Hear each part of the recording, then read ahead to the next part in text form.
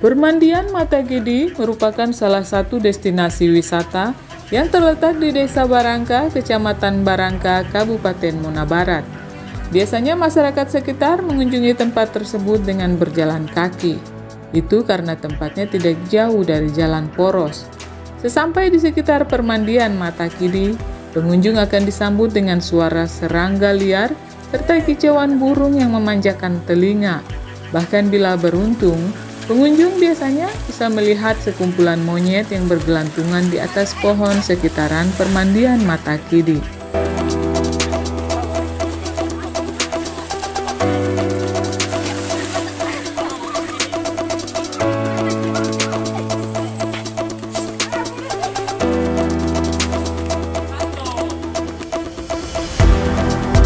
Selain keindahan panorama alamnya, masyarakat sekitar juga mengenal Mata Gidi sebagai 7 mata air dengan banyak misteri serta kisah mistik. Dari ke-7 mata air tersebut, hanya 3 mata air yang boleh digunakan, yaitu mata air Pam sebagai sumber air minum, Mata Gidi untuk tempat permandian, serta Kalala yang selama ini digunakan sebagai tempat mencuci masyarakat sekitar dan mandi bagi anak-anak karena airnya tidak terlalu dalam. Sementara 4 diantaranya penuh misteri dan kisah mistik.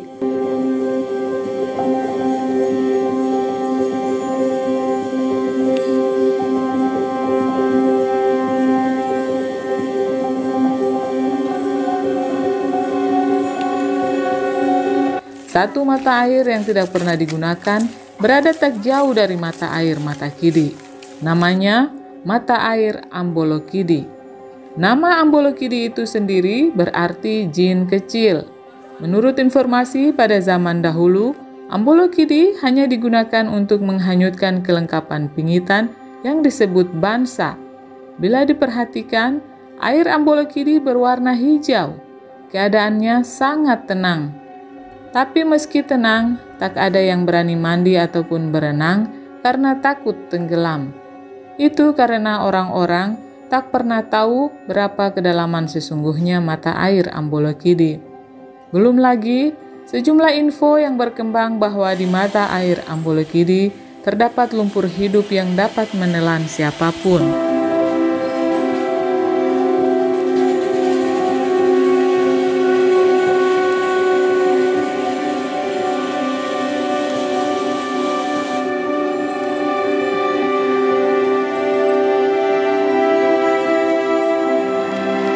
Kalau Ambolo itu sebenarnya nama-nama jin. Iya. Karena tidak ada dalam kata bahasa Ambolo. Nah, kalau kiri tidak tahu kecil dia. Ini kecil. Kalau Ambolo itu sebelum pernah dapat ikan Ambolo. Saya Ini orang-orang di sini yang tahu Ambolo. Ambolo kiri, Ambolo baru. Tidak seberapa jauh dari Ambolokidi, terdapat mata air lain bernama Waanto, yang lebih luas dari ke-6 mata air lainnya. Bentuknya menyerupai danau dengan warna air agak kebiru-biruan. Adapun sejarah nama Waanto berhubungan dengan kisah yang menceritakan bahwa pada zaman dahulu terdapat banyak buaya yang mengapung atau dalam bahasa Muna disebut nelanto-lanto di mata air tersebut. Sementara kata wa muncul karena di suatu masa di tempat itu juga pernah ditemukan buaya yang disebut kangka. Saat dilihat, buaya itu mengapung dengan tangan siap untuk menerkam hingga bentuknya menyerupai huruf W. Inilah mistik yang membuat masyarakat takut berenang ke tengah mata air Waanto. Di samping ditengarai ada tobi atau sarang buaya, juga informasinya di tengah-tengah mata air Waanto terdapat lumpur hidup. Olehnya itu, masyarakat hanya datang mencuci, mandi, ataupun memancing ikan dan kura-kura di pinggiran.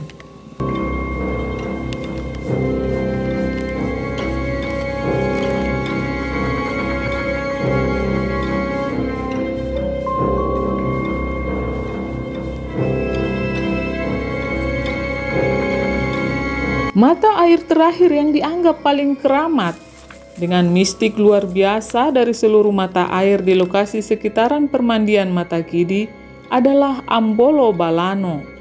Nama Ambolo Balano berarti jin besar. Sesungguhnya, penyebutan ini sudah cukup memberi gambaran bagaimana daya mistik mata air tersebut. Mata air Ambolo Balano ada dua dengan posisi saling berdampingan. Sejumlah informasi menyebutkan di zaman dahulu kedua mata air Ambolo Balano digunakan sebagai tempat pembuangan bayi yang disebut Kadehataru. Dalam hal ini, bayi dimaksud terlahir dengan keanehan seperti menyerupai ular, buaya, gurita, kucing, monyet, anjing, ataupun hewan lainnya.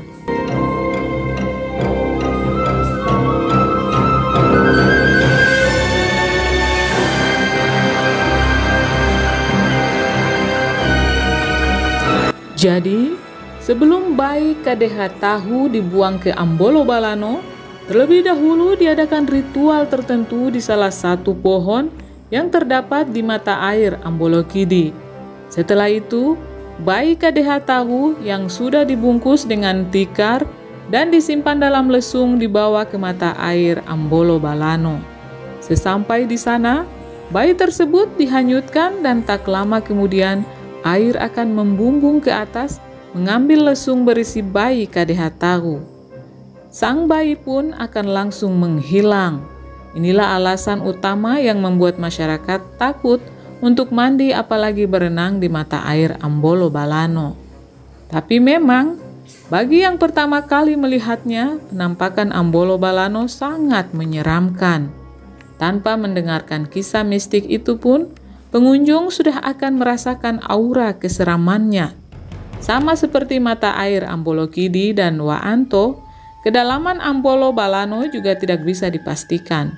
Itu tergambar dari warna airnya yang hijau, agak kehitam-hitaman. Dari penamaan hingga kisah-kisah mistik ketiga mata air itu, dapatlah diketahui alasan masyarakat sekitar tidak berani mandi, apalagi berenang di dalamnya.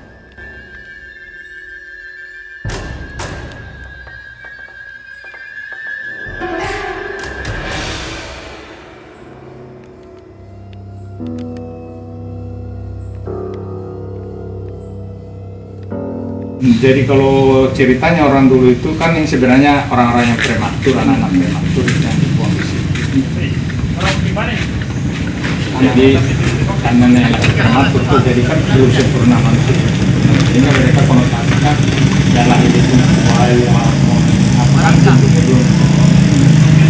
Itu kan itu anak-anak yang lahir prematur seperti itu. Mereka dibuang di sini.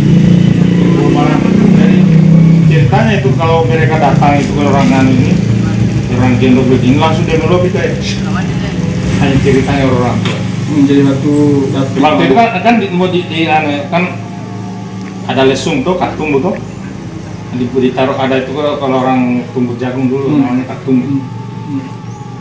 Jadi di tiang di sini dua lumenya itu disimpan selama 40 hari di dalam katung. Ya, jadi itu yang dibawa di sana, dibawa di Ambolo Balano, jadi gendong. Jadi disimpan dulu itu selama 40 hari baru dibawa di sana. Kalau misalnya terjadi hujan atau kemarau yang berkepanjangan, berarti itu rupanya kadai yang tahu sebenarnya. Kadai itu kan rusak. Tahu kan musim, tahun itu ya musim. Jadi dengan lahirnya anak itu musim tidak beraturan. Kadehataru tuh, tapi orang bilang Kadehataru bukan Kadeha sebenarnya Kadehataru.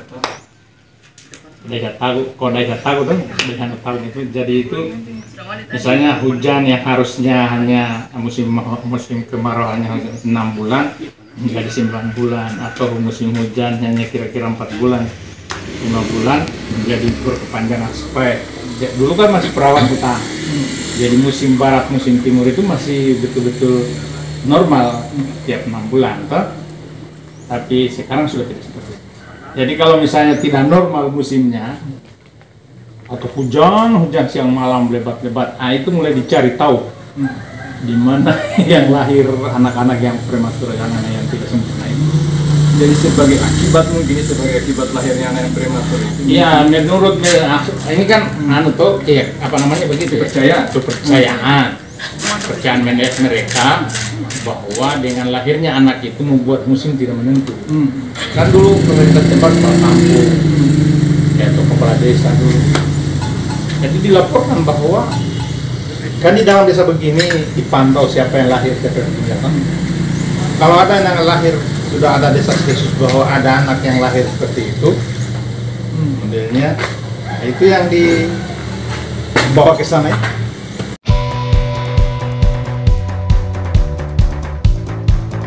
Sementara mata kidi itu sendiri berarti air mungil. Nama ini terkait dengan bentuk mata air mata kidi yang konon katanya dahulu airnya sangat jernih dengan bentuk menyerupai mata kucing. Namun karena aktivitas pembalakan liar yang kerap terjadi di sekitar mata air, maka lama-kelamaan kejernihan mata air mata kidi semakin berkurang. Namun demikian, masyarakat selalu datang berkunjung untuk mandi hingga tidak mengherankan tempat permandian ini selalu ramai terutama pada hari-hari libur.